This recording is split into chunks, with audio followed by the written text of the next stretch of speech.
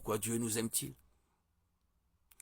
Cette simple question fait partie des plus profondes qu'on puisse se poser, auxquelles aucun homme ne peut apporter de réponse satisfaisante. Une chose est certaine, Dieu ne nous aime pas parce que nous sommes aimables ou méritons son amour. Bien au contraire.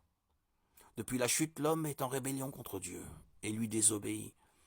Jérémie 17,9 décrit notre état intérieur. Le cœur est tortueux plus que tout, et il est incurable. Qui peut le connaître? Notre être intérieur est tellement corrompu par le péché que nous n'en mesurons pas nous-mêmes l'ampleur. Notre être naturel ne peut chercher Dieu, l'aimer et le désirer. Romains 3, 10, 12 décrit bien l'état de l'homme naturel, non régénéré. Il n'y a pas de juste, pas même un seul. Aucun n'est intelligent, aucun ne cherche Dieu. Tous se sont détournés ensemble, ils se sont pervertis. Il n'y a en aucun qui fasse le bien, pas même un seul. Comment donc un Dieu saint, juste et parfait peut-il aimer de telles créatures? Pour cela, il nous faut comprendre la nature et le caractère de Dieu. 1 Jean 4, 8 et 16 disent Dieu est amour. Aucune autre affirmation n'est plus importante que celle-ci. C'est une vérité très profonde. Dieu n'aime pas seulement, mais il est amour dans sa nature et son essence même. Son amour imprègne son être et tous ses autres attributs, même sa colère. Du fait de cette nature, son amour se manifeste avec ses autres attributs, pour sa gloire. Glorifier Dieu est l'acte le plus noble et le plus élevé qui soit. Il est donc naturel qu'il se glorifie lui-même, car il est l'être le plus élevé et mérite toute la gloire.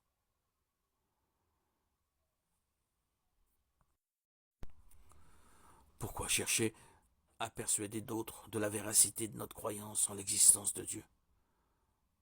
Pourquoi les chrétiens ne peuvent-ils garder leur foi aux confins de leur foyer et église, comme on le leur demande souvent? La motivation est de permettre à tous d'être en communion avec Dieu.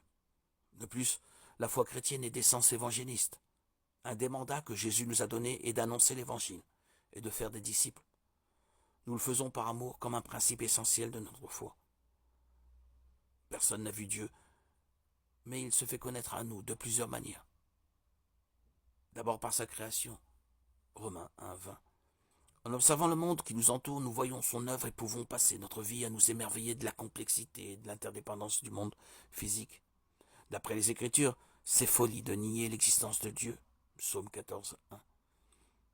Il est évident que l'univers a été conçu et que nous avons été créés avec la capacité à le comprendre dans une certaine mesure.